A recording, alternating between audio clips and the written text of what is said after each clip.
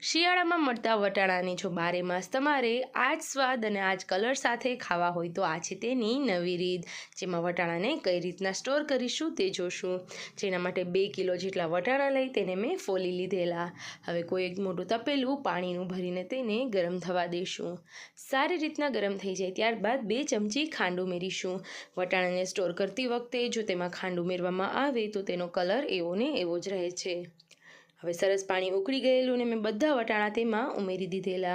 હવે ધીમે ધીમે કરીને બધા વટાણા ઉપર આવી જાય છે. હવે જેમ જેમ વટાણા ઉપર આવી જાય તેમ તેમ તેને ઠંડા બરફવાળા પાણીમાં ઉમેરતા જશું.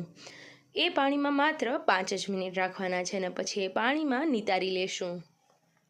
નીતરેલા વટાણાને ડાયરેક્ટલી સ્ટોર નથી કરવાના, પણ તેને આવી રીતના કોઈ કોટન ટુવાલ પર કે ચૂંદડી પર સરસથી પોળા કરી દઈશું. હવે એ પણ વટાણા 3 થી 4 કલાકમાં સરસ સુકાઈ ગયેલા, તો ડબ્બો ભરીને